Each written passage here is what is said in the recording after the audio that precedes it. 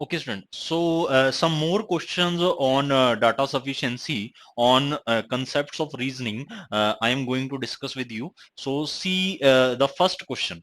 हाँ जी, ये जितने भी क्वेश्चंस हैं स्टूडेंट्स मैं यहाँ पर आपको शो कर रहा हूं, तो इसके लिए जो ऑप्शंस हैं that is A B C D E. तो इन ए बी सी डी ई में से आपको क्या करना है, यहाँ पर ऑप्शन लिखना है। तो ऑप्शन ए क्या रहेगा, जैसे इसमें क्वेश्चन क्या पूछा हुआ उसने, डायरेक्शन दी हुई है, each of the question below consist of a question and two statements numbered 1 and 2 given below it. You have to decide whether the data given in the statement are sufficient to answer the questions. So read the both statements and give the answer. First statement is, if the data in statement 1 are alone are sufficient to answer the question. ठीक है, while the data in statement 2 alone are not sufficient to answer the question. तो statement 1 sufficient है और statement 2 क्या है, that is insufficient. ये बोला है ऑप्शन ए में। ऑप्शन बी में बोला है स्टेटमेंट 2 अलोन सफिशिएंट है और स्टेटमेंट 1 इनसफिशिएंट है, सफिशिएंट नहीं है। ठीक है, थर्ड बोल रहा है कि आइदर स्टेटमेंट 1 अलोन और statement 2 alone are sufficient to answer the question. तो दोनों में से स्टेटमेंट 1 और 2 में से किसी एक से आपका आंसर आ जाता है। D option, if the data given in both statement 1 and 2 are together are not sufficient to answer the question. दोनों स्टेटमेंट्स को कंबाइन भी कर लिया, उसके बाद भी आंसर नहीं आ रहा, so that is option D मैं टिक करूंगा। Option E, if the data in both statement 1 and 2 together are necessary to answer the question. दोनों स्टेटमेंट को कंबाइन किया और उसके बाद आंसर आ गया, तो आंसर बनेगा ऑप्शन ई। Clear student? तो कई बार डाटा सफिशिएंसी के लिए क्या करेगा, वो कई बार तुम्हें डायरेक्शन ऐसे दे देगा, ठीक है, और उसी के ऊपर वो 4 से 5 क्वेश्चन पूछ लेगा और उन्हीं 4 और 5 जो ऑप्शन दिए हुए ए बी सी डी ई, उनमें से ही तुम्हें आंसर लगाना पड़ेगा, या हर क्वेश्चन के साथ वो तुम्हें ऐसे 4 से 5 ऑप्शन देगा। Am I clear student? या तो वो डायरेक्शंस दे देगा स्टार्टिंग में ही, ठीक है, 4 से 5 ऑप्शन स्टार्टिंग में लिख देगा और उसके बाद उस पर क्वेश्चन फ्रेम कर देगा। ठीक है, क्वेश्चन अलग अलग कंसेप्ट से हो सकते हैं, या क्वेश्चन दे देगा, स्टेटमेंट दे देगा और उसके बाद 4 से 5 ऑप्शन दे देगा। Am I clear student? कि स्टेटमेंट 1 अलोन सफिशिएंट है, स्टेटमेंट 2 अलोन सफिशिएंट है, या दोनों सफिशिएंट है, आइदर दैट इज 1 और 2 अलोन आर सफिशिएंट, या both are sufficient to give the answer, दोनों का यूज करना पड़ेगा। ठीक है, या फिर आपको दोनों से भी आंसर नहीं आ रहा, बोथ आर इनसफिशिएंट। क्लियर है? तो इस तरह के वो ऑप्शन दे सकते हैं यहाँ पर। Am I clear student? तो ये कुछ 4 क्वेश्चन मैंने यहाँ पर आपको शो किए हैं और जल्दी से इन्हें सोल्व करने की कोशिश करेंगे।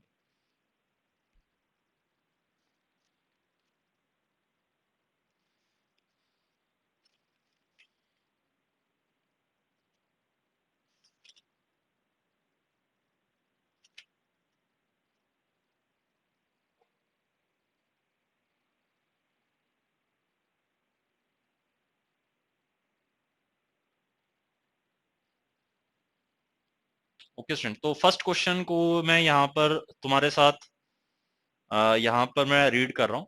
Among buildings J K L M N and ओ, ठीक है, तो आपको 6 बिल्डिंग्स दी हुई हैं और ये 6 की 6 बिल्डिंग क्या है, डिफरेंट हाइट्स की हैं। Which is the tallest? उसने ये पूछा है कि इनमें से सबसे लंबी बिल्डिंग कौन सी है। This is the question. Again जैसे हमने रैंकिंग के क्वेश्चन किए थे, तो ऐसे ही तुम इनइक्वालिटीज में भी बना सकते हो और क्वेश्चन को सॉल्व कर सकते हो। हाँ जी, सॉल्व करने की कोशिश करेंगे स्टूडेंट्स। स्टेटमेंट्स को केयरफुली रीड करना है, उसके बाद ही तुम आंसर कर पाओगे। फॉर एग्जांपल लेट अस से फर्स्ट स्टेटमेंट उसने दी है, अब उसने ये क्वेश्चन मुझे मेरे पास इतना सा है कि टॉलेस्ट बिल्डिंग बतानी है इन 6 बिल्डिंग्स में से, जे K L M N O में से। M is taller than J and O. First statement लिख लेता हूं कि एम क्या है, जे से भी बड़ा है और एम ओ से भी बड़ा है। M is taller than J and O, but shorter than K, but K से छोटा है।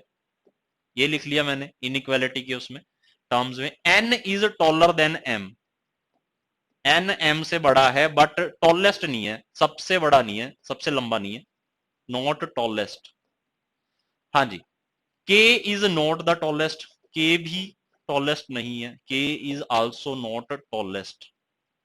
अब स्टेटमेंट 1 को ध्यान से देखो, अब उसमें बोला हुआ है, उसमें 6 बिल्डिंग्स हैं, J K L M N O, J K L M N O. So there are 6 buildings, J K L M N ओ। हाँ जी, के और एम जे से बड़े हैं, के और एम ओ से भी बड़े हैं, ठीक है, एन भी एम से बड़ा है, ठीक है, अब एन भी एम से बड़ा है, हाँ जी, बट और एन टॉलेस्ट नहीं है, ना ही के टॉलेस्ट है, हाँ जी। देखिए स्टूडेंट्स यहां पर सोल्व करने की कोशिश करिए, डाटा मैं लिख चुका हूं तुम्हारे सामने।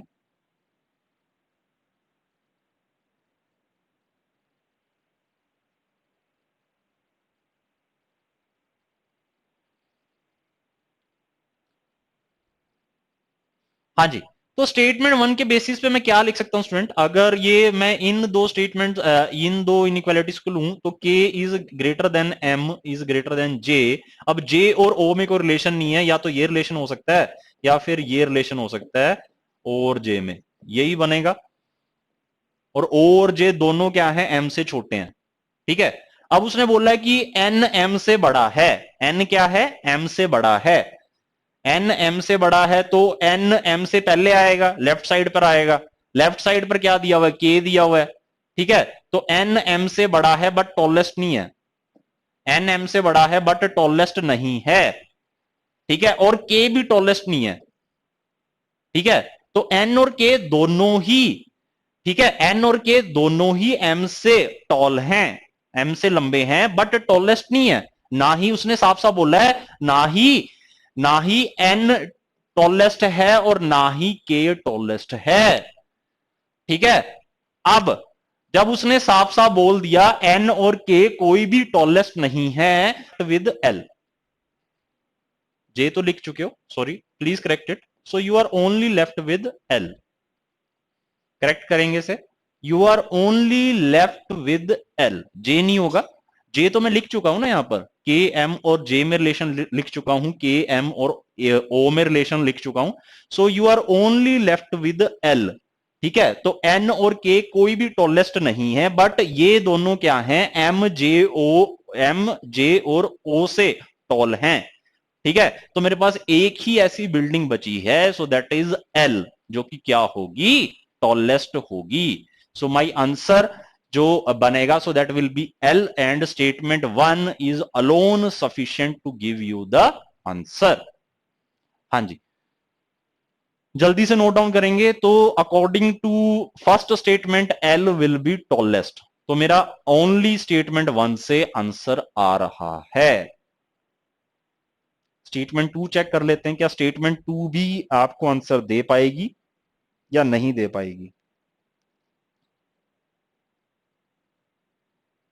तो ध्यान रखना है, कई बार जैसे अभी मैंने लिखा है तो इसमें कई बार मिस्टेक हो जाती है, तो जैसे इसमें 6 बिल्डिंग्स हैं तो गलती से आपने दोबारा से उसे रिपीट कर दिया, तो ऐसे रिपीट नहीं करना है, मैं क्लियर, तो इसमें एक ही बिल्डिंग बची थी, you are only left with only one building, so that is L, जिसे कि टॉलेस्ट बनना पड़ेगा, क्योंकि एन और के के लिए उसने साफ साफ बोला हुआ है कि वो टॉलेस्ट नहीं है, क्लियर है, और वो एम ओ और जे से बड़े हैं, clear, or they are not the tallest, so only you are left with only one building, so that will be L।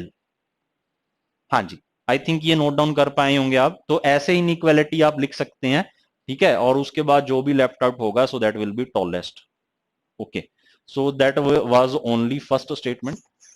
Now I am writing second statement, K is shorter than only two buildings, के क्या है, सिर्फ दो building से छोटा है, ठीक है, K is shorter than only two buildings, clear, तो ऐसे लिखूंगा मैं, then J is shorter than M and K but taller than O, J क्या है, एम और के से शॉर्टर है, J is shorter than M and K, ऐसे ही लिखूंगा, एम और के में भी कोई रिलेशन दिया नहीं हुआ उसने, के भी एम से बड़ा हो सकता है और एम भी के से बड़ा हो सकता है, ऑफकोर्स दोनों केस बन सकते हैं, अगर लिखने को मैं लिखूं तो दोनों केस आप लिख सकते हो यहां पर, बट टाइम सेव करने के लिए मैं ऐसे ही लिख सकता हूं, ठीक है, J is shorter than M and K but taller than O, but J O से बड़ा है, एन इज टॉलर देन जे,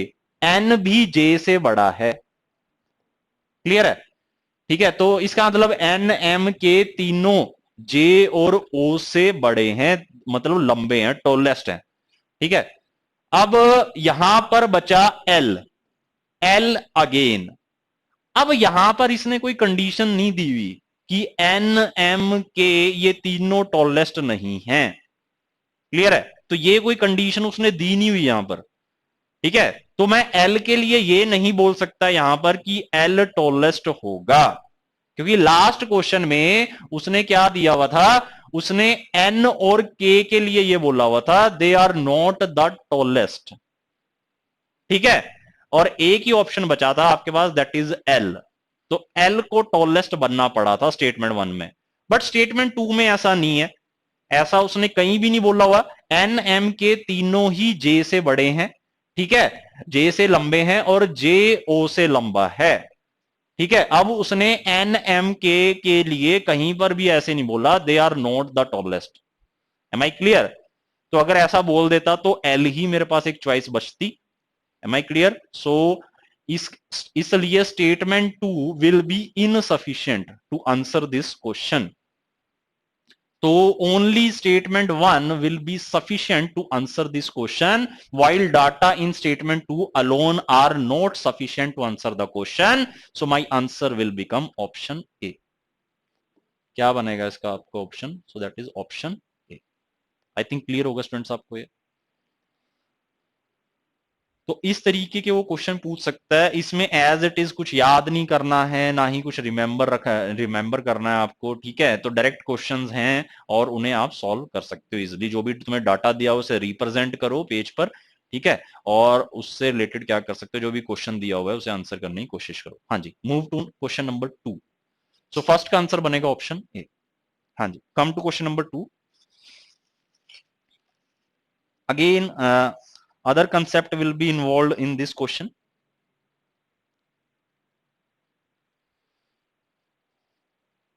सो मैं रब कर रहा हूं इसे। First question I think clear होगा, so that will be option A.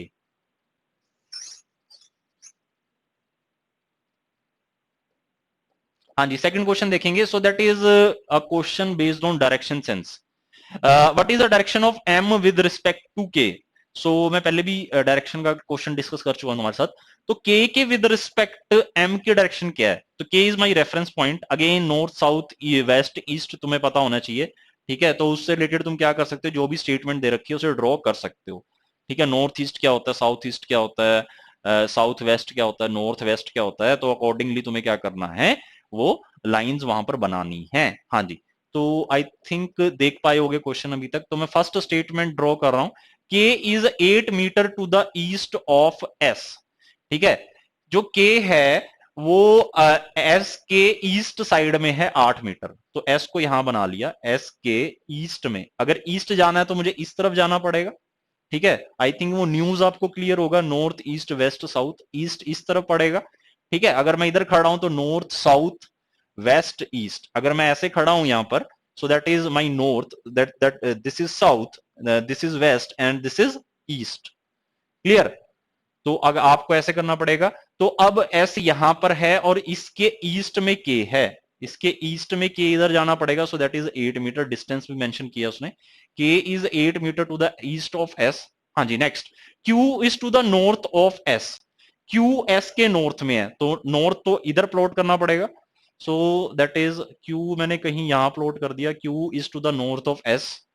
हाँ जी, P is 4 metre away from Q. हाँ जी, इस लाइन को ध्यान से पढ़ो डायरेक्शन सेंस में। अब यहां पर कोई डायरेक्शन मेंशन नहीं की इसने, बस उसने बोल दिया अवे है क्यू से। अब वो किसी भी तरफ हो सकता है 4 मीटर, इधर हो सकता है, इधर हो सकता है, ऊपर हो सकता है, नीचे हो सकता है, लेफ्ट हो सकता है, राइट हो सकता है, कहीं भी हो सकता है। हाँ जी, तो पी तो कहीं भी हो सकता है 4 मीटर। हाँ जी, M is 2 metre to the north of P. अब जो मुझे जो इसमें मेन था वो मेरा था एम और था के तो बन गया था मेरा यहां पर। ठीक है, बट एम को कैसे फिक्स करोगे, क्योंकि पी की डायरेक्शन मेंशन नहीं की हुई इसने। क्यू से कौन सी डायरेक्शन में है पी ये नहीं बताया हुआ उसने, जस्ट इतना बता दिया है कि क्यू से 4 मीटर अवे है, दूर है। कौन सी डायरेक्शन में है ये कुछ नहीं बताया है। तो how can I plot M, M to the north of P? अब पी तो कहीं भी हो सकता है। ठीक है, तो अब m तो p के साथ रिलेटेड है, m किसके साथ रिलेटेड है, p के साथ, ठीक है, तो वो तुम पता नहीं लगा पा रहे, तो m और k को कैसे पता लगाओगे, तो इसका मतलब स्टेटमेंट 1 इज नॉट सफिशिएंट, ठीक है, तो स्टेटमेंट 1 से तुम्हारे पास आंसर नहीं आएगा, क्योंकि उसने एक लाइन ऐसी दे दी है जिसमें डायरेक्शन मेंशन नहीं की है, और कौन सा ऐसा पॉइंट दे दिया उसमें साथ में, सो दैट इज, इसमें कौन सा ऐसा पॉइंट दे दिया है, so that is P is 4 metre away from Q, ठीक है, P पॉइंट दे दिया है, और P के विद रेफरेंस ही तुम्हें M को प्लॉट करना है, P की डायरेक्शन मेंशन नहीं है, that is the main trouble in statement 1, clear है, तो स्टेटमेंट 1 तो तुम्हें आंसर नहीं देगी। हाँ जी, स्टेटमेंट 2 चेक कर लेते हैं, स्टेटमेंट 2 से क्या मुझे पता लग सकता है डायरेक्शन क्या है एम की विद रिस्पेक्ट टू के, हाँ जी, M is 12 metre to the west of J, west इस तरफ होगा, हाँ जी, जे के वेस्ट में 12 मीटर, जे का वेस्ट ये होगा, तो m is 12 metre to the west of j, इधर बन जाएगा, हाँ जी, q is 6 metre to the south of m, m के साउथ में नीचे जाना पड़ेगा, so q is 6 metre to the south of m, हाँ जी, k is to the south east of q, हाँ जी, q के साउथ ईस्ट में, हाँ जी स्टूडेंट, साउथ ईस्ट देखिए, that is north, south, waste, east, ऐसा ही होगा स्टूडेंट, तो साउथ ईस्ट ये डायरेक्शन बनेगी, तो this is south east, this is south east, अगर जनरल नॉलेज में आप पढ़ते हो that is ASEAN countries, association of south east Asian Nations, ठीक है, तो साउथ ईस्ट क्या बोला उसने, के क्यू, क्यू के साउथ ईस्ट में है, तो साउथ ईस्ट तो ये बनेगा मेरा, this is east direction, this is south direction, उन दोनों के बीच में कौन सी होगी, so that is south east direction, और यहां पर कौन है, कौन बताया उसने, सो मुझे क्या बताया उसने, दैट इज के, ऐसे ही बनेगा के, हाँ जी, नाउ उसने पूछा है कि एम विद रिस्पेक्ट टू के, ठीक है, एम की डायरेक्शन बता दो विद रिस्पेक्ट टू के, तो के से मैंने एक लाइन ली और एम की तरफ गया, और ये वाली डायरेक्शन कौन सी होती है students, this direction is north west, ये डायरेक्शन कौन सी होती है, दिस इज नॉर्थ वेस्ट, हाँ जी, तो क्या सेकंड से मेरा आंसर आ जाएगा,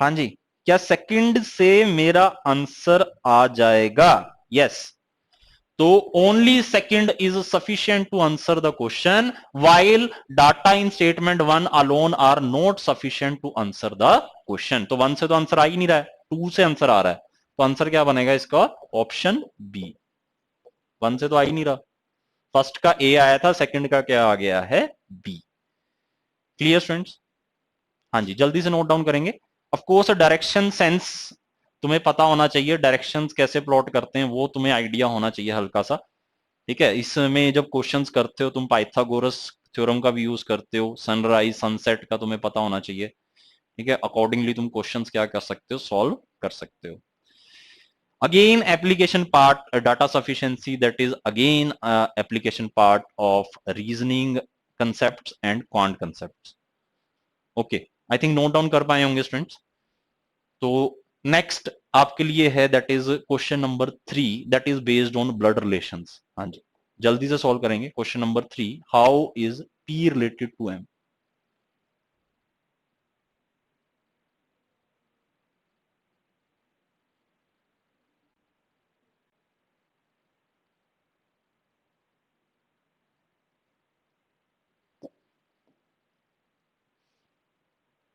how is P related to M, so that is third question, तो first was A, second was B, first का आंसर आया था ए, सेकंड का आंसर आया बी, हाँ जी, थर्ड क्वेश्चन देखिए स्टूडेंट्स,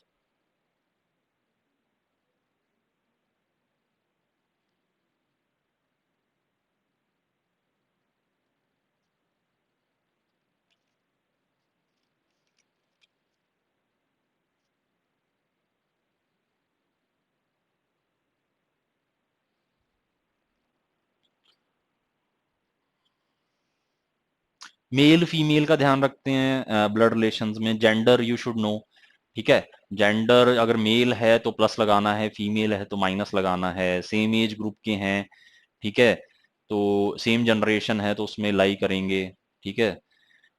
सेम जैसे जो ट्री डायग्राम होता है वो इसमें तुम्हें बनाना है, ठीक है। तो ग्रैंड फादर ग्रैंड मदर सबसे ऊपर आएंगे, देन फादर मदर उसके नीचे आएंगे, ठीक है, ब्रदर सिस्टर नीचे आएंगे।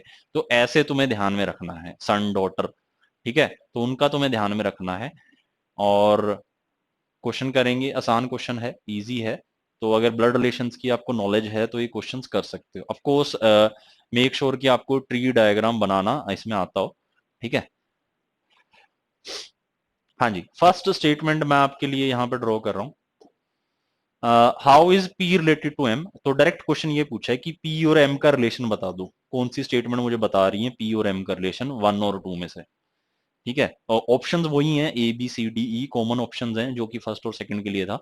हाँ जी, M is the wife of C, M क्या है, सी की वाइफ है, M is wife of C, तो मैं हस्बैंड वाइफ के लिए ये एरो यूज करूंगा, ठीक है। So that is spouse, husband wife को क्या बोलते हो, स्पाउस भी बोलते हो। M is the wife of C, अगर एम वाइफ है सी की तो इसका मतलब सी को हस्बैंड होना पड़ेगा, ठीक है। वाइफ है तो जेंडर क्या हो जाएगा, फीमेल, फीमेल के लिए नेगेटिव साइन यूज कर रहा हूँ, मेल के लिए मैं क्या कर रहा हूँ, पॉजिटिव साइन यूज कर रहा हूँ, ठीक है। स्पाउस के लिए मैं ये वाला साइन यूज करूंगा। M is the wife of C, okay. M and I are the only children of R, M और आई क्या है, आर के ओनली चिल्ड्रन हैं, ठीक है।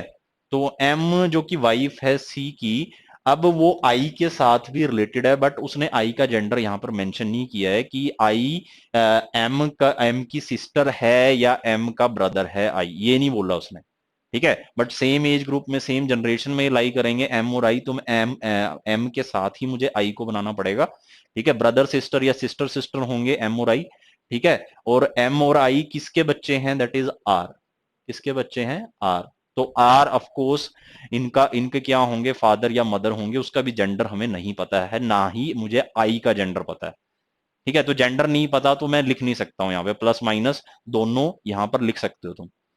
हाँ जी, नेक्स्ट। अब उसने नेक्स्ट जो बोला है फर्स्ट स्टेटमेंट है, G is the only daughter of C, G अकेली लड़की है सी की, अकेली बेटी है सी की, G is the only daughter of C,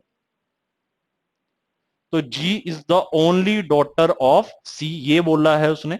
तो ओनली डॉटर का मतलब तो उसके साथ नेगेटिव लगाना पड़ेगा, लगाना पड़ेगा नहीं लगाना पड़ेगा। तो एम और सी की एक ही बेटी है, that is G.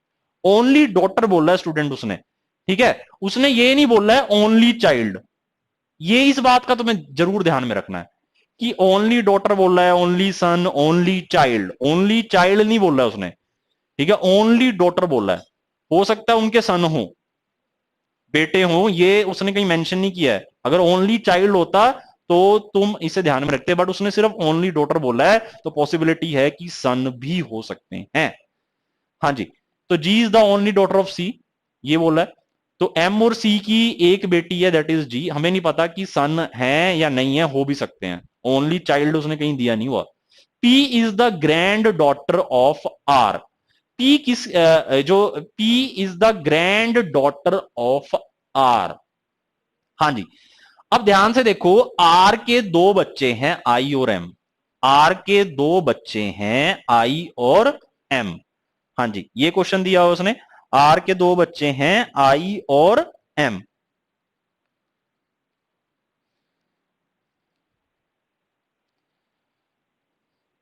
P is the granddaughter of R, हाँ जी। ध्यान से देखिए इसमें, अब उसने बोला है कि क्वेश्चन में पूछा है कि how is P related to M. अब मुझे इसमें प्लॉट जो करना रह गया है, so that is P is the granddaughter of R, हाँ जी, ग्रैंड डॉटर। तो पी भी क्या है, ग्रैंड डॉटर है आर की, तो इसका मतलब वो आई के साथ वो ग्रैंड डॉटर बोल दिया स्टूडेंट, ध्यान से देखो, ग्रैंड डॉटर ऑफ आर। अब इससे एक बात मुझे समझ में आती है कि एम और सी की अकेली ही बेटी है सी, ठीक है। इसकी एम और सी की अकेली एक डॉटर है, दैट इज जी, ठीक है। तो इनकी कोई और डॉटर नहीं होगी, ठीक है। तो एम की कोई और डॉटर नहीं होगी। Am I clear? तो इसका मतलब आर की भी जी क्या है, जी आर के साथ किस रिलेशन में है, that is granddaughter. G already granddaughter है आर की, और उसने बोला हुआ है कि पी भी ग्रैंड डॉटर है आर की। ठीक है, तो इसका मतलब एम से तो हो चुकी है, एम के साथ तो रिलेशन आ चुका है किसका, एक डॉटर का, दैट इज जी का। तो इसका मतलब आर का जो दूसरा बच्चा है दैट इज आई, जिसका जेंडर हमें नहीं पता, जो कि आर का सन भी हो सकता है और आर की डॉटर भी हो सकती है, ऑफकोर्स उसी की डॉटर रही होगी कौन, पी। तो इसका मतलब पी आई की डॉटर होगी। अब आई पी का फादर भी हो सकता है और आई पी का क्या हो सकता है, मदर भी हो सकती है। ठीक है, अब इतनी बात क्लियर है। अब मुझे क्वेश्चन पूछा है कि how is P related to M, P का क्या रिलेशन है, क्वेश्चन को ध्यान से सुनना है, एम रिलेटेड टू पी नहीं, पी रिलेटेड टू एम। ठीक है, तो आई के ऊपर मैं पॉजिटिव नेगेटिव दोनों लगा लेता हूं। अब आई एम का ब्रदर भी हो सकता है, आई एम का क्या हो सकता है, ब्रदर भी हो सकता है, और आई एम की सिस्टर भी हो सकती है। क्लियर है? तो अगर ब्रदर की अगर बेटी है, डॉटर है, या सिस्टर की डॉटर है, ठीक है, तो वो क्या लगेगी एम की, अगर ये आपस में सिस्टर सिस्टर हैं या ब्रदर सिस्टर हैं, ठीक है, तो क्या लगेंगे उनके बच्चे, हाँ जी बताइए क्या लगेंगे, सो दैट विल बी, ये क्या लगेगी, भतीजी लगेगी, so that will be niece, so that will be niece. तो पी एम से कैसे रिलेटेड होगी, so that will be niece. Am I clear students? तो जैसे अगर आपको नॉलेज है, ब्लड रिलेशंस की नॉलेज है, या उससे रिलेटेड एक टेबल अगर आपने स्टडी किया होगा, ठीक है, जो रीजनिंग की क्लास थी उसमें सर ने आपको एक ब्लड रिलेशंस का एक टेबल बताया था, तो अगर आप उसे ध्यान से स्टडी करें तो आप ऐसे रिलेशंस फाइंड आउट कर सकते हैं। Clear students? तो ऑफ कोर्स इसे अगर कोई कॉम्प्लेक्स प्रॉब्लम है उसे आप अपनी फैमिली से रिलेट करके तब भी सोच सकते हैं, ठीक है, और उसके बाद उस क्वेश्चन को इजीली सॉल्व कर सकते हैं। बट 99% जो क्वेश्चंस होंगे वो इस ट्री डायग्राम की हेल्प से आप सॉल्व कर पाएंगे। Am I clear? So that will be niece, तो इससे आपका आंसर बन जाएगा, सो दैट विल बी, मेरा आंसर आ रहा है स्टेटमेंट 1 से, तो मेरा आंसर आ रहा है। तो इसका मतलब इसका ऑप्शन ए तो बनेगा। चेक कर लेते हैं क्या इसमें आइदर वाला केस बन सकता है, ऑप्शन सी, उसे भी चेक कर लेते हैं एक बार।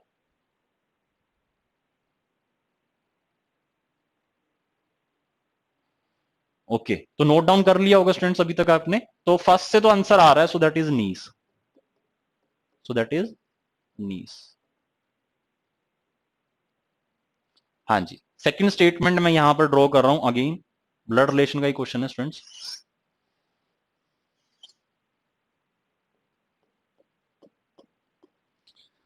हाँ जी, G is married to L, G is married to L, तो इसका मतलब ये क्या है, स्पाउस हैं, हस्बैंड वाइफ हैं।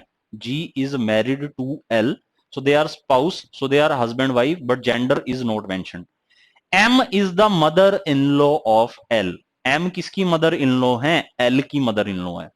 ठीक है, तो इन लॉज का रिलेशन है एल के साथ, तो इसका मतलब मदर किसकी बनी, एम, एम मदर किसके बनेंगे, so that will be of G, M किसके मदर बनेंगे, that will be of ji.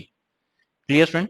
Now M is the only daughter of R and A, M only daughter है आर और A, again are और ए, ठीक है, R और ए क्या बनेंगे, दोबारा से क्या बन जाएंगे, only daughter of R and A, so that will be again spouse. ठीक है, only daughter of R and A, तो इनका भी उसने जेंडर मेंशन नहीं किया है। ठीक है, ओनली डॉटर यहां पर बोला हुआ है, तो इसका मतलब सिर्फ डॉटर की बात कर रहा है, चाइल्ड नहीं बोला उसने, ओनली चाइल्ड। क्लियर है? तो यहां पर पॉसिबिलिटी है कि आर और ए का कोई सन भी हो सकता है।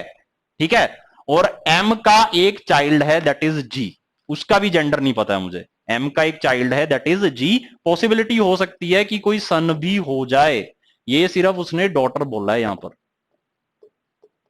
पॉसिबिलिटी है, एक चाइल्ड है एम का that is G. P is the granddaughter of R, P क्या है, ग्रैंड डॉटर है किसका, आर का। आर का ग्रैंड डॉटर है कौन? पी। हाँ जी। तो अब तुम ध्यान से देखो तो आर के लिए अब P is the granddaughter of R, तो P मुझे यहां पर बनाना पड़ेगा, इस जनरेशन में बनेगा। किस जनरेशन में बनेगा P? यहां पर बनेगा। क्लियर? तो P को G के साथ बनाना पड़ेगा मुझे। ठीक है, R की एक बेटी है दैट इज M। ठीक है, और उसका एक चाइल्ड है that is G, so that is G। ठीक है, और क्या बोला है? तो आर और जी में भी किसका रिलेशन हो जाएगा? तो जो आर होगा वो क्या होगा? ग्रैंड फादर या ग्रैंड मदर बनेंगे किसके? जी के। तो जी क्या हो सकता है? ग्रैंड डॉटर भी हो सकती है, ग्रैंड सन भी हो सकती है, किसकी? आर की। क्लियर है? अब सिमिलर रिलेशन, अब उसने बोला कि P is the granddaughter of R, P is the granddaughter of R, ये भी उसने बोला है। ठीक है, तो अब उसने ये नहीं बोला है कि एम, एम के लिए उसने ऐसा कहीं नहीं बोला है कि एम के सिर्फ, एम का सिर्फ एक ही चाइल्ड है जी, ऐसा उसने कहीं पर ही नहीं बोला। उसने बस इतना बोला है कि M is the mother in law of L. ठीक है, तो उसने एम के लिए कहीं पर भी ऐसे नहीं बोला है कि सिर्फ उसका एक ही चाइल्ड है। क्लियर है? कि सिर्फ उसका एक ही चाइल्ड है दैट इज जी। ठीक है, तो इन्होंने बोला हुआ है कि एक और ग्रैंड डॉटर है जी, तो अब जी का जेंडर तुम्हें पता नहीं, तो जी ग्रैंड सन भी हो सकता है, ग्रैंड डॉटर भी हो सकती है, किसकी? आर की। क्लियर है? अब यहां पर क्या बोला उसने? P is the granddaughter of R, तो उसे मुझे यहीं पर मेंशन करना पड़ेगा जी के साथ। हाँ जी, now question is how is P related to M? P और M का क्या रिलेशन होगा? P का जेंडर अगेन, अब उसने यहां पर तुम्हें बोला हुआ है P is the granddaughter of R, तो ग्रैंड डॉटर है तो P के साथ माइनस आना पड़ेगा। ठीक है, तो हो सकता है P क्या हो जाए? P डॉटर हो जाए किसकी? M की। P और M में क्या रिलेशन हो सकता है? डॉटर का रिलेशन हो सकता है। तो how is P related to M? So that can be daughter. M is the only daughter of R and A। ठीक है, तो मुझे, मैंने P यहां पर बना तो दिया है। ठीक है, हो सकता है कि R और A का कोई और चिल्ड्रन भी हो। ठीक है, कोई और बच्चा भी हो, सिर्फ M ही ना हो। ठीक है, और उसका, मान लो उसका जो सन है, R और A का जो सन है, लेट अस से X। ठीक है, तो उसका भी तो, उसकी भी तो डॉटर हो सकती है P, उसकी भी तो डॉटर P हो सकती है, और वो भी क्या हो सकती है? आर की क्या होगी? ग्रैंड डॉटर होगी। होगी या नहीं होगी? ठीक है, तो ये भी एक पॉसिबिलिटी है जो कि हमें ध्यान में रखनी पड़ेगी। तो इससे में तो एक केस में तो रिलेशन आ रहा है कि P जो है वो M की क्या होगी? डॉटर होगी। क्लियर है? बट यहां पर अगर मैं चेक करूं, अगर आर और ए का कोई सन है, तो अगर उसकी कोई डॉटर है P, am I clear? Then उसमें क्या हो जाएगा? अलग रिलेशन हो जाएगा। Am I clear student? तो इसमें भी फिर वो कैसा रिलेशन आ सकता है? दैट इज अगेन वही रिलेशन आ सकता है। कौन सा रिलेशन आ सकता है? दैट इज अगेन नीस। तो इसमें दो रिलेशन बनेंगे, या तो डॉटर बन सकता है पी और एम, या फिर अगेन उसमें नीस का रिलेशन आ सकता है। Am I clear? तो आपको क्लियरली इसमें पता नहीं लग रहा कि दोनों में से कौन सा रिलेशन बनेगा। डॉटर भी बन सकता है, नीस भी बन सकता है। Am I clear? तो बट फर्स्ट से आपके पास क्लियर कट आंसर आ रहा है, सो दैट इज नीस। तो हम आंसर टिक कौन सा करेंगे? सेकंड से आंसर आ रहा है, क्या आ रहा है आपके पास? So that is daughter and niece. और जबकि फर्स्ट से आपके पास क्लियर कट आंसर आ रहा है, सो दैट इज नीस। तो मैं कौन सा ऑप्शन इसमें चूज करूंगा? सो दैट विल बी ऑप्शन ए। तो मेरा आंसर क्या रहेगा इसका? Option A.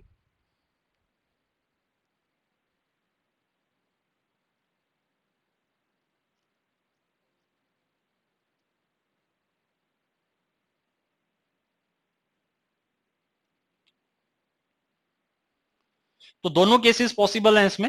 ठीक है, तो अगर वो ओनली चाइल्ड बोलता एम को, आर और ए का, तो बात ठीक थी। ठीक है, बट उसने ओनली डॉटर बोला हुआ है, सन को कंसीडर नहीं किया हुआ है।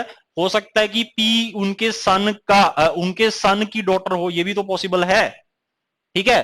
देन पी और एम में क्या रिलेशन हो जाएगा, देन पी और एम में अगेन नीस का रिलेशन हो जाएगा। ठीक है, यहां पर पी और एम में क्या रिलेशन हो रहा है, पी और एम में किसका रिलेशन हो रहा है, पी क्या हो रही है, डॉटर हो रही है किसकी, एम की, M is mother of P, clear है। और यहां पर क्या हो रही है, सो दैट इज यहां पर पी क्या हो रही है, नीस हो रही है एम की। ठीक है, तो दोनों केसेस आ रहे हैं उसमें। ठीक है, और फर्स्ट में आपके पास क्लियर कट एक आंसर आ रहा है, so that is nice. So only one is statement one alone is sufficient to answer the question. Statement two से दो आंसर आएंगे।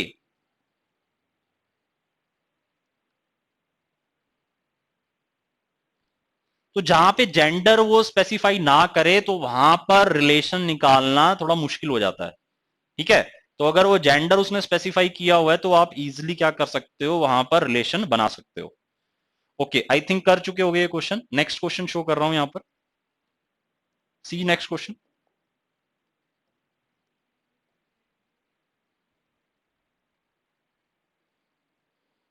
हाँ जी, so this is the next question. Five people M, N, O, P and Q live on five different floors of a building but not necessarily in the same order.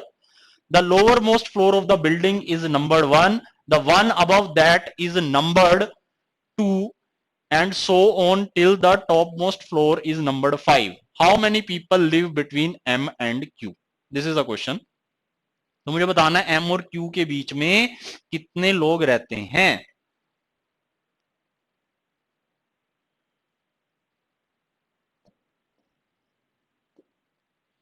5 लोग हैं, M N O P Q, they live on 5 different floors of a building but not necessarily in the same order. Same order में नहीं रह रहे हैं। जो lower most floor है building का, सो दैट इज नंबर्ड 1, ऐसे बना सकते हैं हम। सो दैट इज 1 2 3 4 5, ऐसे बनाया जा सकता है। तो उसने साफ यहां पे स्पेसिफाई किया हुआ है, जो लोअर मोस्ट फ्लोर है वो नंबर 1 है and the one above that is number 2 and so on till the top most floor is numbered 5। ठीक है, तो ऐसे उसने दिया हुआ है मुझे। हाँ जी, स्टेटमेंट 1 एंड स्टेटमेंट 2 के बेसिस पर आप इसे फिल कर सकते हैं। हाँ जी, और मुझे बताना है कि कितने लोग रहते हैं एम और क्यू के बीच में।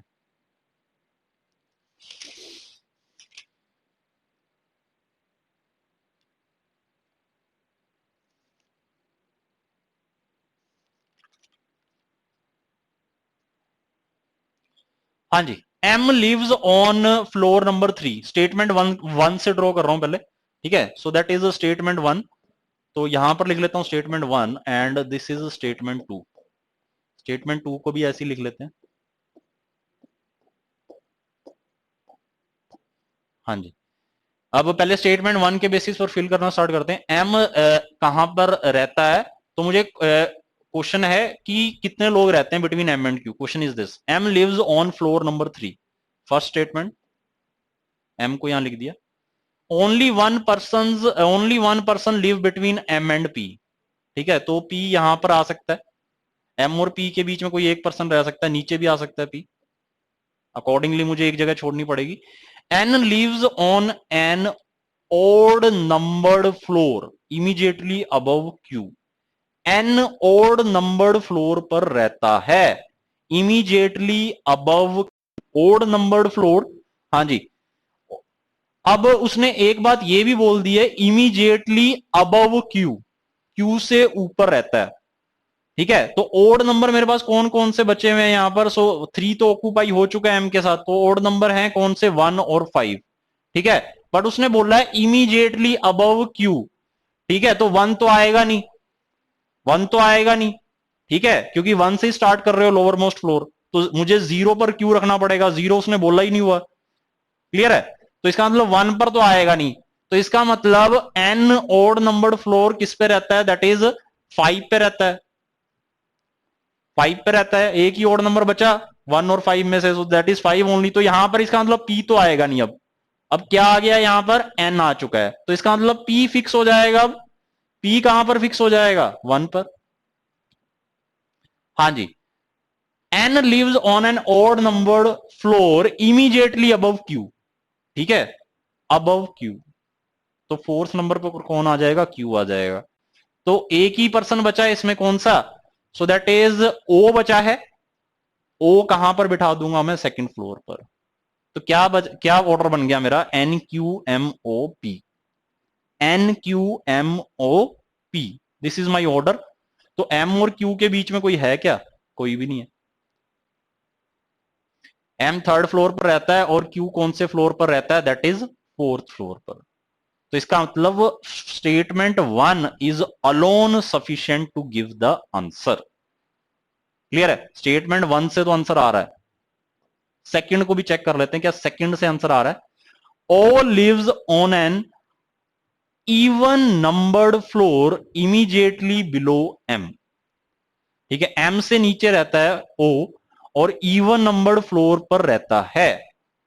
Only one person lives between O and Q. O और क्यू के बीच में, ठीक है, ओ और क्यू के बीच में सिर्फ एक ही पर्सन है। वो ऐसे बना लो या ऐसे बना लो। ठीक है, N lives on top most floor, ये फिक्स है। इसका मतलब एन फिफ्थ फ्लोर पर रहता है, ये उसने फिक्स कर दिया है। क्यू और ओ या ओ और क्यू के बीच में एक फ्लोर का गैप है। ठीक है, अब उसने बोला है कि O lives on an even numbered floor. तो ओ या तो सेकंड पे बैठ सकता है या फोर्थ पे बैठ सकता है। दो ही इवन नंबर हैं 1 से 5 तक। ठीक है, but immediately below M, immediately below M अगर फोर्थ पर रखता हूं तो ऊपर तो फिक्स किया ही हुआ है उसने, एन टॉप मोस्ट फ्लोर पर है। ठीक है, तो फोर्थ पर तो आएगा नहीं। इसका मतलब वो, इसका मतलब ओ के ऊपर किसको बिठाना है मुझे? That is M. तो एम की पोजीशन फिक्स होगी, so that is third. O की पोजीशन फिक्स हो गई 2। हाँ जी, अब उसने क्या बोला है कि ओ और क्यू के बीच में एक फ्लोर का गैप है, या क्यू और ओ के बीच में। ठीक है, तो 1 पर तो क्यू को रख नहीं सकता, कोई गैप बनेगा नहीं। तो मुझे क्यू को कहां रखना पड़ेगा? फोर्थ पर रखना पड़ेगा। तो that is N Q M O. तो एक ही पर्सन बचा है, so that is P.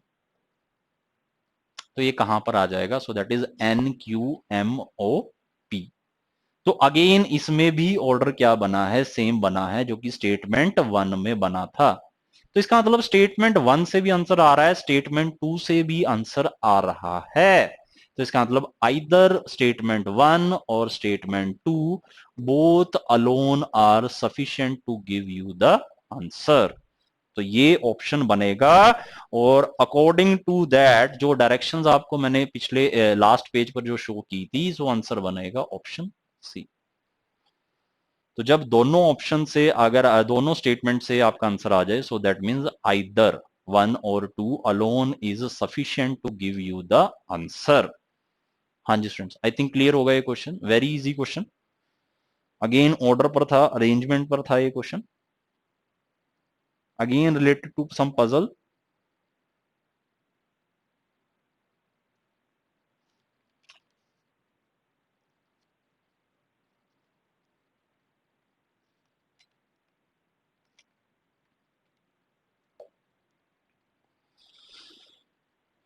Okay, so I think students ये क्वेश्चन आप नोट डाउन कर पाए होगे। तो एक ही ऑर्डर बन रहा है इसमें, N Q M O P. ठीक है, तो दोनों स्टेटमेंट से। और अब नेक्स्ट क्वेश्चन मैं आपको यहाँ पर सॉल्व करवा रहा हूँ, तो सी है नो, रब कर रहा हूँ इसे। आई थिंक नोट डाउन कर पाए होगे आप। ठीक है, तो अकॉर्डिंगली आपको क्या करना है? उन डायरेक्शंस में से अपना एक ऑप्शन चूज करना है।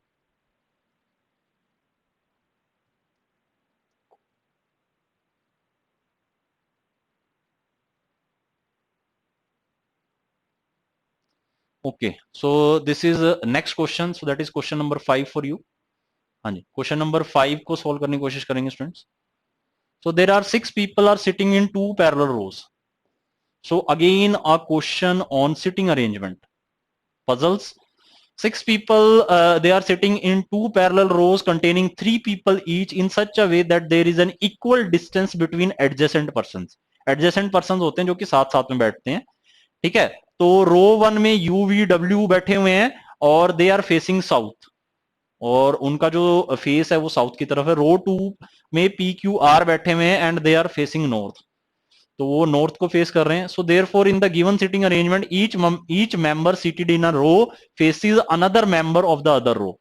ठीक है, तो हर एक मेंबर जो 6 मेंबर हैं तो जो हर 3 मेंबर हैं वो दूसरे 3 मेंबर को क्या कर रहे हैं, फेस कर रहे हैं। तो एक नॉर्थ में बैठे हैं, ठीक है, पी क्यू आर नॉर्थ की तरफ फेस करके बैठे हैं और यूवीडब्ल्यू साउथ की तरफ फेस करके बैठे हैं, ठीक है, और एक दूसरे को फेस कर रहे हैं।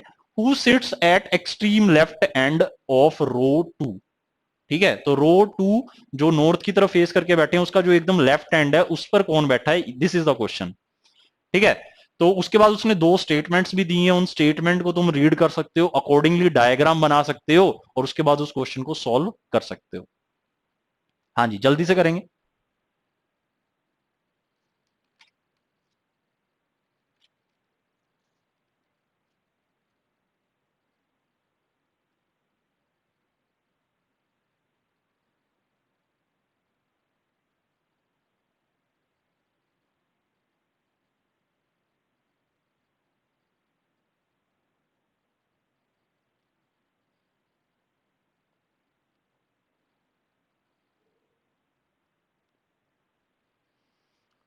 ओके, तो आई थिंक बना पाए होगे स्टूडेंट कुछ। 6 people are sitting in 2 parallel rows, row 1 U V W, they are seated all facing south. U V W बता दिया and they are all facing south. South तो ऐसे ऐसे ऐसे शो करना पड़ेगा, नॉर्थ ऊपर की तरफ शो करना पड़ेगा, ठीक है।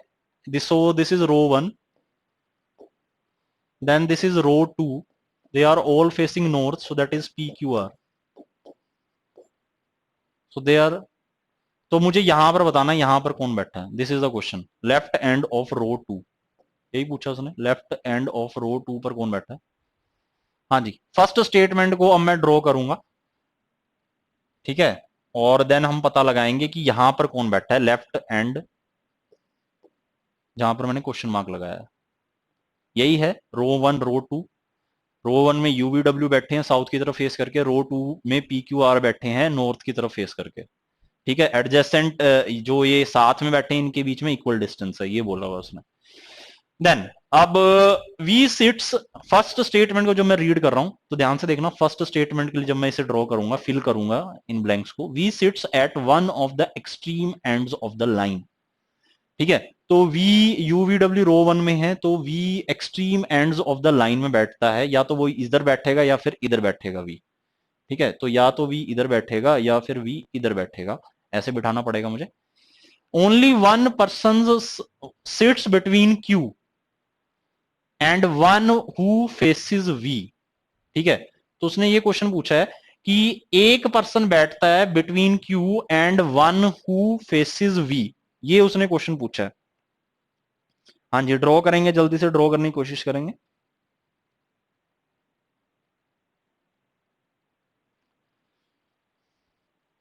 Only one person sits between Q and one who faces V, ये उसने क्वेश्चन पूछा है।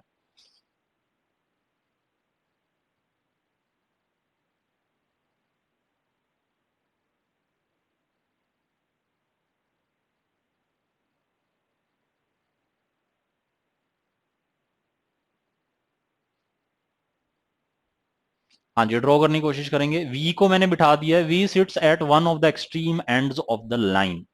हाँ जी, तो जब वी अब यहां भी बैठ सकता है, यहां भी बैठ सकता है, अब मैंने वी को यहां बिठा दिया है लेटस से, तो वो बोल रहा है only one person sits between Q and one who faces V, ठीक है। तो लेटस से ये मैंने एक यहां पर इस तरीके का साइन बना दिया है, this is facing V and one person sits between Q and one who faces V. हाँ जी, तो यहां पर क्यू बन जाएगा इस केस में जब वी यहां पर है, जब वी मैंने यहां पर बना दिया है, एक्सट्रीम राइट एंड पर बना दिया है, ठीक है, तो यहां पर ये पर्सन फेस करेगा वी को, और क्यू और इस पर्सन के बीच में कौन होगा, एक पर्सन होगा, ठीक है, ओनली वन पर्सन सिट्स। हाँ जी, नेक्स्ट, अब इसमें एक केस और पॉसिबल है कि जब मैं वी को यहां बना दूं, जब मैंने वी को यहां बना दिया, ठीक है, so this was one case, so that was case one. हाँ जी, so that is statement one, so that was case one जो मैंने तुम्हें यहां पर ड्रॉ किया है। केस टू इस सर्कल के बाहर ड्रॉ कर रहा हूं, वी को जब यहां मैंने बिठा दिया, ठीक है, तो इसके लिए ये वाला पर्सन यहां पर आ जाएगा जो इसे फेस कर रहा था, और क्यू को इधर जाना पड़ेगा, ऐसे ही बनेगा ये केस। हाँ जी, और साथ में उसने एक और लाइन दी हुई है, P is an immediate neighbour of Q। P क्या है दोनों ही केसेस में, एक सर्कल के अंदर की जो केस बना है, एक सर्कल के बाहर, और P दोनों केसेस में क्या है, Q का इमीडिएट नेबर है। तो इमीडिएट नेबर तो एकदम साथ वाला, साथ वाली पोजीशन कौन सी हो जाएगी Q की, ये हो जाएगी। और इस केस में भी साथ वाली पोजीशन कौन सी हो जाएगी, सेंटर वाली हो जाएगी। तो इसका मतलब P की तो उसने पोजीशन फिक्स कर दी है, that is in centre of row 2। हाँ जी, अब क्या मैं स्टेटमेंट 1 से ये पता लगा पा रहा हूं कि इस साइड कौन बैठा है। हाँ जी, इस साइड पर कौन बैठा है, क्या मैं ये पता लगा पा रहा हूं। हाँ जी, इस साइड पर स्टूडेंट चेक करिए, यहां पर कौन बैठा है। अब यहां पर एक केस में तो आपने जब ये वाला केस बनाया था सर्कल के अंदर, तो यहां पर क्यू बैठा, तो यहां पर किसको बैठना पड़ेगा, आर को बैठना पड़ेगा। यहां पर किसको बैठना पड़ेगा, आर को बैठना पड़ेगा। और यहां पर किसको बैठना पड़ेगा, यहां भी आर को बैठना पड़ेगा। तो एक केस में जो सर्कल के अंदर जो केस बनाया था उसमें आर को बैठना पड़ रहा है extreme left end of row 2, और किसको बैठना पड़ रहा है, क्यू को भी बैठना पड़ रहा है। तो आर और क्यू दोनों ही पॉसिबिलिटीज हैं, आर और क्यू दोनों ही क्या हैं, पॉसिबिलिटीज हैं। Am I clear student. तो अब इससे आपको क्लियर कट कोई आंसर नहीं मिल रहा है, आर और क्यू दोनों आंसर दे रहा है कौन, स्टेटमेंट 1। बट हमें तो कोई एक पर्सन चाहिए जो कि एक्सट्रीम लेफ्ट एंड पर बैठे ऑफ रो 2। तो आर और क्यू दोनों पॉसिबल हैं क्योंकि इसमें दो केस बनेंगे। हाँ जी, so that was statement 1 for you. Statement 1 से आंसर क्या आया, आर और क्यू। जल्दी से ड्रॉ कर लेंगे। ऑफ कोर्स मैंने जो रो 1 है उसमें उसे ड्रॉ नहीं किया है, ठीक है, क्योंकि मेरे से पूछा ही ये गया है यहां पर।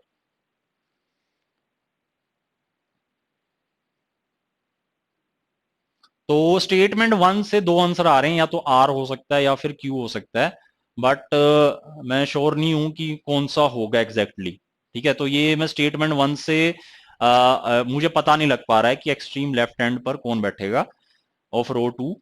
सो आर भी हो सकता है, क्यू भी हो सकता है। आई थिंक स्टूडेंट ये ड्रॉ कर पाए होंगे आप, ठीक है। नेक्स्ट देख लेते हैं, स्टेटमेंट 2 चेक कर लेते हैं।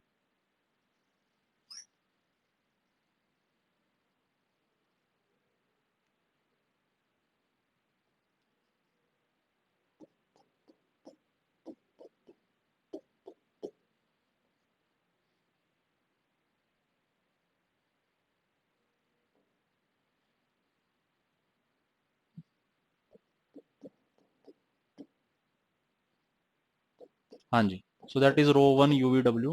स्टेटमेंट 2 के लिए बना रहा हूँ, row 2 P Q R. Only one person sits between Q and R. उसने बोला है कि सिर्फ एक पर्सन बैठता है between Q and R. Okay, अब ये ऐसा भी हो सकता है क्यू और आर, और ऐसा भी हो सकता है क्यू और आर। इसका मतलब यहाँ पे फिक्स है, पी बैठा हुआ है। यहाँ पे कौन बैठा हुआ है, पी बैठा हुआ है। W faces one of the immediate neighbours of R, ठीक है, R का इमीडिएट नेबर। हाँ जी, इस केस में भी इमीडिएट नेबर कौन है, R का P है, और इस केस में भी R का इमीडिएट नेबर कौन है, P। तो इसका मतलब W किसको फेस कर रहा है, W faces one of the immediate neighbours of R। इसका मतलब W भी सेंटर में बैठा हुआ है और P भी सेंटर में बैठा हुआ है। V is an immediate neighbour of W। V W का इमीडिएट नेबर है, जो कि उसके राइट एंड में भी आ सकता है और उसके लेफ्ट एंड में भी आ सकता है। हाँ जी, अब इससे भी अगेन मैं किस कंक्लूजन पर पहुंचा, जो एक्सट्रीम लेफ्ट एंड है रो 2, तो उस पर क्या कौन बैठ सकता है, क्यू और आर में से दोनों में से कोई भी बैठ सकता है।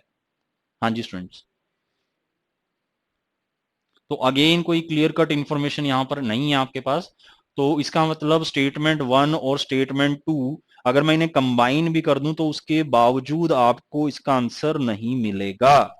तो ऐसे क्वेश्चन के लिए आंसर क्या बनेगा, both statement 1 and 2 together are not sufficient to give you the answer. So answer will be option D. Both are insufficient. तो इससे भी R और Q ही आया, ठीक है. So both will be insufficient, so that will be option D. So that will be option D.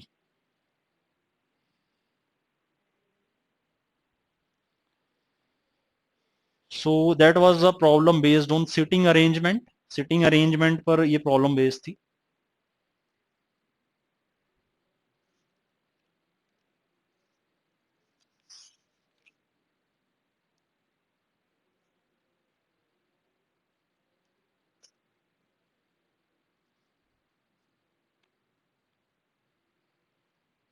Okay, I think note down कर पाए होगे स्टूडेंट्स अब तक. नेक्स्ट क्वेश्चन शो कर रहा हूं, नेक्स्ट क्वेश्चन सोल्व करने की कोशिश करेंगे.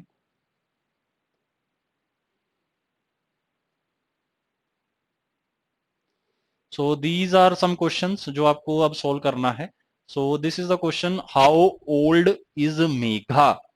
ठीक है, अवनी दिया हुआ है, Avni is 5 years older than Megha, Reena is 26 years old and she is 3 years younger than Avni. Next statement में नीलेश और स्मृति की बात कर रहा है. Nilesh is half the age of Smriti, Smriti is 4 years older than Smriti, Nilesh is 10 years old. हाँ जी, तो मुझे मेघा की एज बतानी है. चेक करो एक बार. So that is a question on mathematical reasoning, या जिसे तुम अरिथमेटिकल रीजनिंग भी बोलते हो.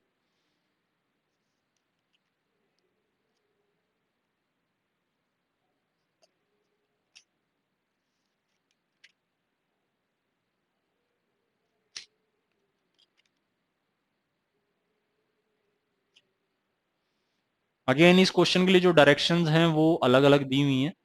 ठीक है, तो ये जो डायरेक्शन दी हुई है, that is statement 1 is only sufficient to answer the question. B में दिया हुआ है statement 1 and 2 together are necessary. Statement C, option C में दिया हुआ है statement 1 and 2 together are not sufficient. Option D दिया हुआ है डाटा इधर इन स्टेटमेंट 1 और in statement 2 alone are sufficient. E में दिया हुआ है statement 2 alone are sufficient to answer the question, while statement 1 are not sufficient to answer the question. Of course वो शफल करके भी दे सकता है, कोई जरूरी नहीं कि जैसे आपने पहले जो 5 क्वेश्चंस किए हैं, ठीक है, वैसे ही वो ऑप्शंस दे. हाँ जी, अब इजी है क्वेश्चन, कुछ नहीं है इसमें. फर्स्ट स्टेटमेंट देखिए, मेघा की मुझे इसमें एज पता करनी है. Avni is 5 years older than Megha.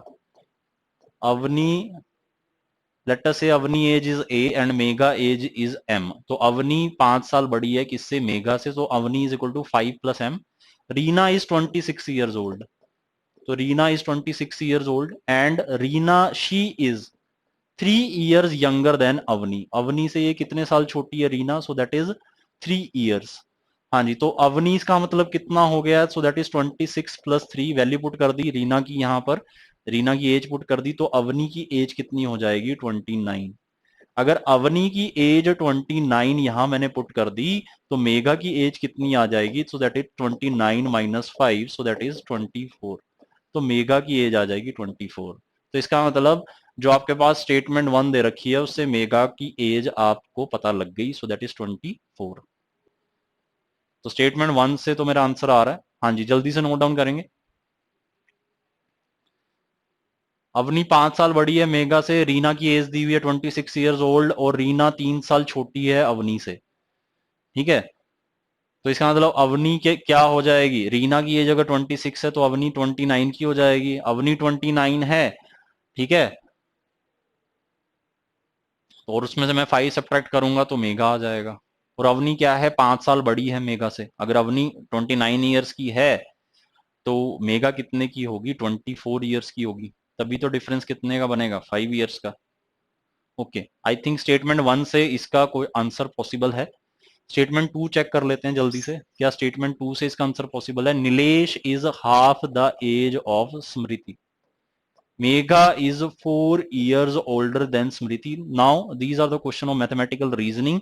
Again आपको सिंपल यहाँ पर इक्वेशंस बनानी है, उससे क्वेश्चन सोल्व कर सकते हो. Nilesh is 10 years old. Nilesh की एज दे दी है उसने, 3 इक्वेशन उसने दे दी हैं, और 3 पर्संस की बात वो कर रहा है यहाँ पर मेरे साथ. ठीक है, तो इजिली सोल्व कर सकते हो. एन की वैल्यू 10 है, यहाँ मैंने पुट किया, तो स्मृति कितनी आ गई, स्मृति 20 years हो जाएगा. स्मृति को यहाँ पर पुट किया 20, तो मेगा कितना हो जाएगा, 4 + 20. तो मेगा की एज कितनी हो जाएगी 24। तो यहां से भी मेगा की एज कितनी आ रही है 24 ईयर्स। तो इसका मतलब किसी से भी आप आंसर फाइंड आउट कर सकते हो इस क्वेश्चन का। So that will be option D, इधर आ जाएगा। So data either in statement 1 or statement 2 alone are sufficient to answer the question। हाँ जी, आई थिंक क्लियर होगा स्टूडेंट्स ये क्वेश्चन भी। हाँ जी, नेक्स्ट क्वेश्चन लगाएंगे जल्दी से। 5 ब्रांचेस दे रखी हैं एक बैंक की, VWXY and Z, they are to be inaugurated from Monday to Friday of the same week. ठीक है, तो सेम वीक में ही इनोग्रेशन होनी है इन 5 ब्रांचेस की, मंडे टू फ्राइडे में। Which branch is to be inaugurated on Thursday, तो Thursday को कौन सी ब्रांच का इनोग्रेशन होगा ये वो पूछ रहा है। ठीक है, उसने इसने स्टेटमेंट 1 में बोला कि एक ही ब्रांच का इनोग्रेशन होना है V और Z के बीच में। ठीक है, is to be inaugurated between V and Z। तो अगर V और Z अलग अलग दिन अगर इनका इनोग्रेशन हो रहा है तो बीच में एक डे होगा जब एक ब्रांच का इनोग्रेशन होगा। X को इनोग्रेट नहीं करना है बिफोर और आफ्टर Z। Z Z और Z के बाद में और Z के इमीडिएटली बाद और Z के इमीडिएटली पहले आपको X का इनोग्रेशन नहीं करना है। ठीक है, तो साथ साथ नहीं रखना है X और Z को, कहने का मतलब ये है। हाँ जी, तो चेक करो क्या इससे आपको पता लग सकता है कि थर्सडे को कौन सी ब्रांच का इनोग्रेशन होगा। नहीं पता लग रहा तो स्टेटमेंट 2 की का भी यूज कर सकते हो। Y is to be inaugurated on Friday, ये फिक्स कर दिया उसने स्टेटमेंट में। ठीक है, तो only 2 branches are to be inaugurated between X and Z। X और Z के बीच में सिर्फ 2 ब्रांचेस का इनोग्रेशन है। क्लियर है, तो इस तरीके के क्वेश्चन में हो सकता है कि 2 स्टेटमेंट्स को कंबाइन करके आपका आंसर आ जाए। ठीक है, ठीक है, तो कई बार अगर वो कुछ फिक्स कर देता है तो आपके लिए इजी हो जाता है उस क्वेश्चन का आंसर करना। तो जैसे स्टेटमेंट 2 में उसने फिक्स कर दिया एक डे एक ब्रांच के लिए। क्लियर, तो एक बार सोल्व करके देखेंगे। हाँ जी, वो स्टेटमेंट 1 एंड 2 आई थिंक ये नोट डाउन कर पाए होंगे। सो that was earlier question was based on mathematical और अरिथमेटिकल रीजनिंग, जिसमें मैं एजिस का कंसेप्ट मैंने यूज किया है इसमें। ठीक है, हाँ जी, नेक्स्ट क्वेश्चन देखिए इसमें। Again based on your logical reasoning, V, W, X, Y and Z they are to be inaugurated from Monday to Friday of the same week। ठीक है, अब which branch is to be inaugurated on Thursday. बना लेता हूं Monday to Friday, Monday, Tuesday, Wednesday, Thursday, Friday. बना लिया मैंने यहां पर। हाँ जी, स्टेटमेंट 1 बनाते हैं। Only one branch is to be inaugurated between V and Z। V और Z के बीच में सिर्फ एक ब्रांच का इनोग्रेशन है, ये बोल रहा है उसने। ऐसे भी हो सकता है, कैसे भी हो सकता है। ठीक है, अब इसमें मुझे ऐसे अरेंज करना है day wise. X is not to be inaugurated immediately before और आफ्टर Z। ठीक है, तो X का इनोग्रेशन नहीं है बिफोर Z, तो यहां पर X नहीं आएगा, V और Z के बीच में X नहीं आएगा। ठीक है, और बिफोर और आफ्टर Z, तो यहां तो आएगा ही नहीं बीच में X, और ना ही X Z के ऊपर आएगा, और ना ही इसके यहां पर आएगा। तो Z के आसपास X नहीं आएगा इमीडिएटली, इस बात का तुम्हें ध्यान रखना है। और V और Z में एक ब्रांच का तुम्हें क्या रखना है, डिफरेंस रखना है। ठीक है, तो इससे तो आंसर नहीं बनेगा। साफ साफ साफ साफ पता लग रहा है वो सिर्फ इसमें V और Z की बात कर रहा है और X की बात कर रहा है, और X को दूर रखने की बात कर रहा है, किससे, Z से। ठीक है, तो अब इससे तो मेरे पास कुछ निकल के आएगा नहीं। ठीक है, कि थर्सडे को कौन सी ब्रांच का इनोग्रेशन है, इससे कुछ निकल के नहीं आया। सेकंड में चेक कर लेता हूं, Y is to be inaugurated on Friday, let us say. तो ये फर्स्ट स्टेटमेंट थी, फर्स्ट से आंसर नहीं आ रहा अकेले से। Y is to be inaugurated on Friday, Y को फिक्स कर लेता हूं, लेट अस से यहां पर second statement. Y is to be inaugurated on Friday. Only 2 branches are to be inaugurated between X and Z। अब इसमें भी कुछ क्लियर कट इंफॉर्मेशन नहीं है, सिर्फ 2 ब्रांचेस का इनोग्रेशन है बिटवीन X एंड Z, इतना बोला हुआ है उसने सेकंड स्टेटमेंट में भी। ये ऐसे बना सकता हूं। क्लियर है, तो अगेन इसमें भी कोई रिलेशन नहीं आ रहा, Y X Z की बात कर रहा है। ठीक है, और वो इसमें किसकी बात नहीं कर रहा है, V और W की तो बात वो कर ही नहीं रहा है सेकंड स्टेटमेंट में। तो इसका मतलब अलोन सेकंड भी मेरे लिए सफिशिएंट नहीं है। अब मैं 1 और 2 दोनों को यूज करके देखता हूं। लेट अस से मैं 1 और 2 दोनों को यूज कर रहा हूं। अब तो अब y फिक्स कर लिया मैंने। अब v और z के बीच में एक का डिफरेंस है। v और z के बीच में क्या है, एक ब्रांच का या एक दिन का डिफरेंस मुझे रखना है। हाँ जी, करेंगे, ट्राई करके देखेंगे एक बार जल्दी से।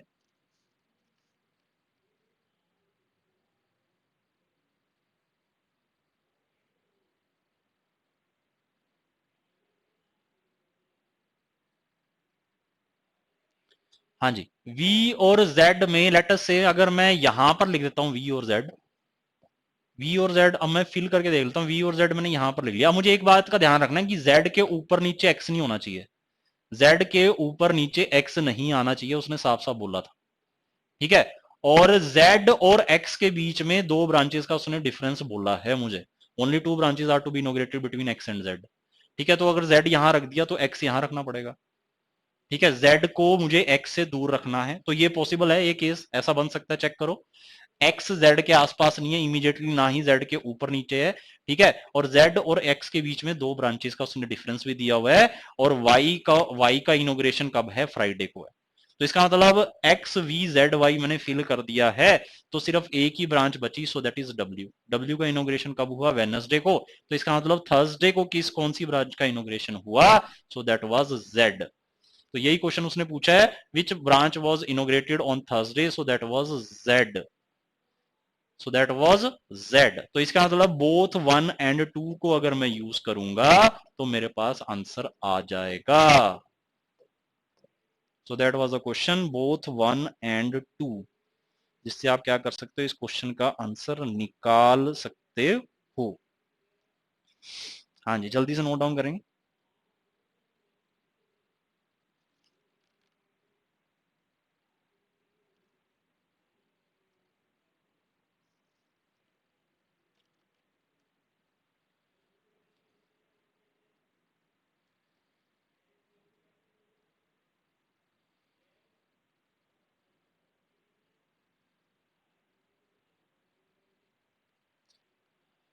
तो आंसर क्या बनेगा इसका, option B, the data in both statement 1 and 2 are necessary to answer the question. हाँ जी, जल्दी से नोट डाउन करेंगे स्टूडेंट्स। तो इस तरीके के क्वेश्चन होते हैं, जब वो फिक्स कर देता है तो उस स्टेटमेंट की तुम्हें जरूरत पड़ती ही पड़ती है, उसके बाद ही तुम क्या कर सकते हो, उसे सॉल्व कर सकते हो। ओके, नेक्स्ट क्वेश्चन देखेंगे स्टूडेंट्स, जिन्होंने नोट डाउन कर लिया है। हाँ जी, again a question based on direction sense. Point B is 9 metre to the north of point K, point K 6 metre to the east of point C, point G is 4 metre to the north of point C, ये question है। हाँ जी, point R is 5 metre to the east of point B, point J is 5 metre to the south of point R, point G is 11 metre to the west of point J. Again based on direction sense कर सकते हैं easily, जल्दी से solve करेंगे।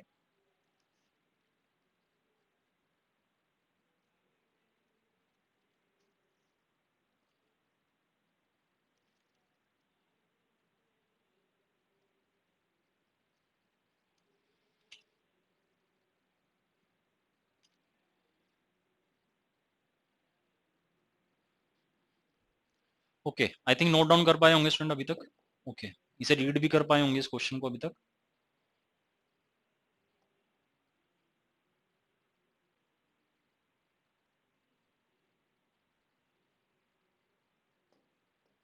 Very easy question, again on direction sense. Point B is, मुझे B की direction बतानी है फ्रॉम पॉइंट जी। रेफरेंस क्या है, that is point G. First statement देखो, point B is 9 metre to the north of point K. Point B,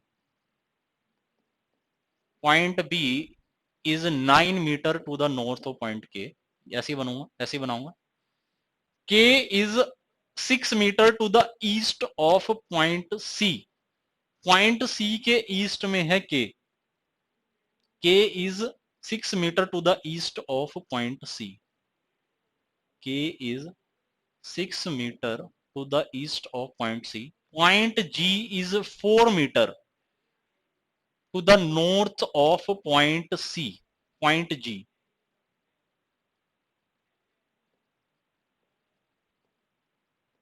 हाँ जी, ऐसे ही बनेगा स्टूडेंट कुछ।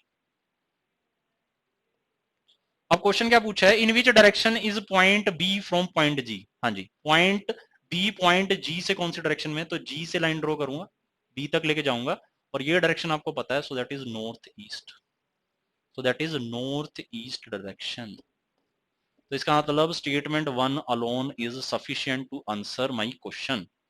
हाँ जी, स्टेटमेंट 2 को भी चेक कर लेते हैं एक बार। Point R is 5 metre to the east of point B, point B के ईस्ट में पॉइंट आर है, point R is 5 metre to the east of point B, ऐसे बनाना पड़ेगा। Point J is 5 metre to the south of point R. हाँ जी, point जे भी 5 metre south में है आर के।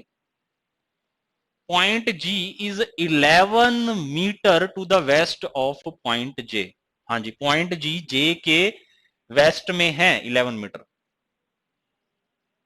सो that is point G is 11 metre to the west, west तो इस तरफ होगा, सो दैट इज 11 मीटर। हाँ जी, again in which direction is point B from point G, point G ये रहा, पॉइंट बी ये रहा, तो अगेन जब मैं इसे मैच करूंगा तो again direction north east.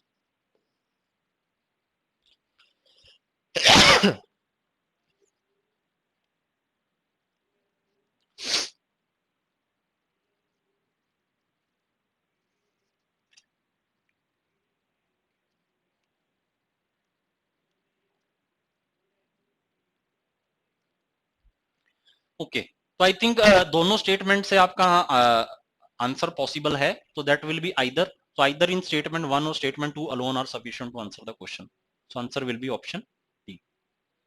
Again a very easy question on direction test, जल्दी से नोट डाउन करेंगे। नेक्स्ट क्वेश्चन देखेंगे, question number 9।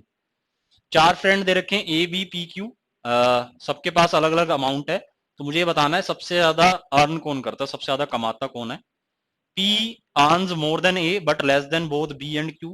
B earns more than P but less than Q. A does not earn the most. हाँ जी, 9th question का answer करेंगे जल्दी से।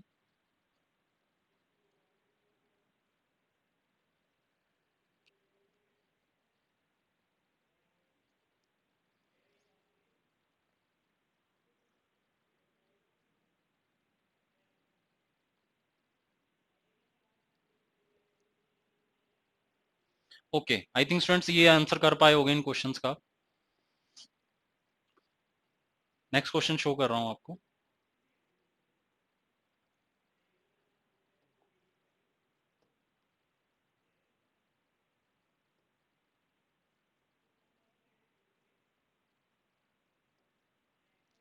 Okay,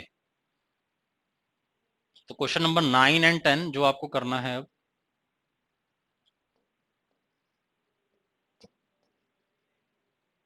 तो चार फ्रेंड्स हैं A B P and Q, तो सबके पास हर कोई अलग अलग अमाउंट कमाता है, तो मुझे बताना सबसे ज्यादा कौन कमाता है, ये क्वेश्चन है। फर्स्ट स्टेटमेंट में दिया हुआ है, statement 1, P earns more than A, of course inequality का यूज कर सकता हूं, but less then both B and Q, but B और Q दोनों से कम कमाता है P। अब मुझे ये नहीं पता B और Q में से कौन ज्यादा कमाता है, ठीक है, ये उसने बताया ही नहीं हुआ है स्टेटमेंट 1 में, तो स्टेटमेंट 1 में मुझे नहीं पता लग रहा कि सबसे ज्यादा कौन कमा रहा है, ठीक है। अब ऐसी इनइक्वालिटी बनेगी, B और Q में कोई रिलेशन नहीं है, ठीक है, B Q से ज्यादा कमा सकता है या Q B से ज्यादा कमा सकता है, दोनों में से कोई भी एक आंसर हो सकता है, हु अर्न्स द मोस्ट, तो 1 से तो मेरा आंसर नहीं आ रहा। सेकंड से चेक कर लेते हैं, B earns more than P, B P से ज्यादा कमाता है, but less than Q, but Q से कम कमाता है। A does not earn the most, अब ए ही बचा था यहां पर, चार फ्रेंड्स थे, ये ऑर्डर आ गया, ए ही सिर्फ, I am left with only A, possibility है कि ए सबसे ज्यादा कमाए, बट उसने बोल दिया यहां पर A does not earn the most, ठीक है, तो उसके बाद सबसे ज्यादा कौन कमाता है, इसका मतलब क्यू ही कमाता है, तो Q earns the most, very easy question, so answer will B Q. तो सेकंड से, ओनली सेकंड से मेरा आंसर आ रहा है, so that is Q.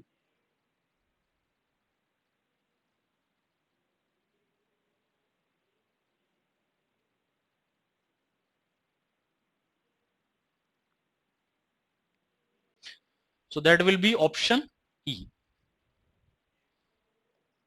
So इसमें जो ऑप्शन है तो data in statement 2 alone are sufficient to answer the question and in statement 2 1 are not sufficient to answer the question. ठीक है, तो 1 से तो आंसर नहीं आ रहा, सिर्फ 2 से आंसर आ रहा है। ठीक है, 1 से आंसर क्या आ रहा है आपका, दैट इज क्यू और B. You are not sure, but second से आपके पास क्लियर कट आंसर आ रहा है, so that is Q.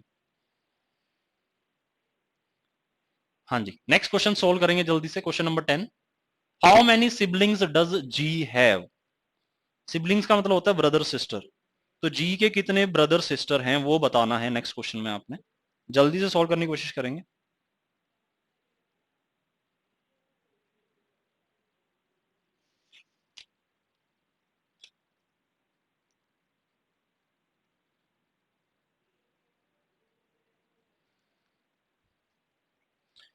Okay, I think note down कर पाए होंगे students. So very easy question, last one. हाँ जी, लास्ट क्वेश्चन देखेंगे जल्दी से ब्लड रिलेशंस पर।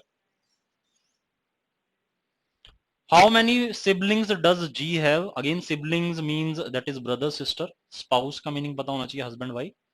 हाँ जी, तो first is S has only two daughters G and B. First statement को ड्रॉ करता हूं, एस की दो डॉटर्स हैं, that is G and B. S has only two daughters. ठीक है, तो ओनली टू डॉटर्स हैं, so that is G and B. तो डॉटर्स हैं तो ऐसे ही बनाऊंगा, आपस में भी रिलेशन होगा इनका सिस्टर्स का। K is the only brother of B. K only brother है किसका, बी का। इसका मतलब के सन हो गया एस का। ठीक है, तो एस के तीन बच्चे हैं। ठीक है, उसने ऐसा ही बोला है कि दो तो डॉटर हैं जी एंड बी, और के ओनली ब्रदर है बी का। हाँ जी, तो how many siblings does G have, brother sister, so again that is to, B and K. तो फर्स्ट से आंसर आ गया मेरे पास टू, तो first alone is sufficient to give you the answer. Next, P is the father of B. P is the father of B. P किसके father हैं, B के फादर हैं। K and G are siblings of B. K and जी क्या हैं, brothers हैं किसके, brother sister हैं किसके, बी के। के and G, K and G are siblings of B. हाँ जी, then how many siblings does G have, again two, so that is B and K. Brother sister, gender are not mention, तो sibling can be understood as both brother और sister. Clear, तो दोनों से answer क्या आ रहा है, so that is two each. तो दोनों से आंसर क्या आएगा, दैट इज टू ईच।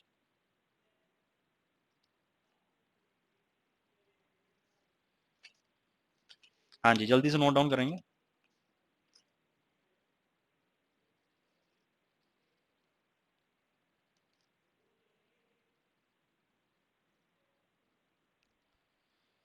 तो इसका मतलब आइदर स्टेटमेंट वन और स्टेटमेंट टू से तुम्हारे पास क्या है, आंसर पॉसिबल है। So the data either in statement one और in statement two alone are sufficient to answer the question. Clear student, तो आंसर बनेगा option D. Answer will be option D.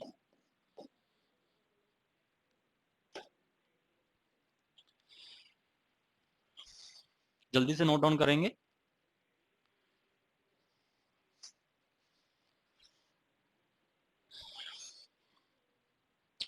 So students, I think आपको समझ आया होगा data sufficiency पर मैंने reasoning के कुछ कंसेप्ट्स यहाँ पर तुम्हारे साथ डिस्कस किए हैं, और इससे रिलेटेड कुछ प्रीवियस ईयर के क्वेश्चंस तुम्हारे साथ मैंने सॉल्व किए हैं।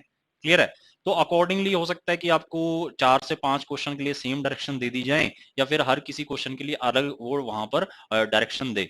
ठीक है, तो एक बार ऑप्शंस को ध्यान से पढ़ना है, और उसी के बाद तुम्हें वहां पर आंसर को टिक करना है। क्लियर, तो अगेन तुम्हें क्वांट का अच्छा नॉलेज होना चाहिए और रीजनिंग का अच्छा नॉलेज होना चाहिए, both for data interpretation and data sufficiency questions. I think आज का लेक्चर आपको समझ आया होगा। So keep watching our channel Yourpedia Education. Thank you students.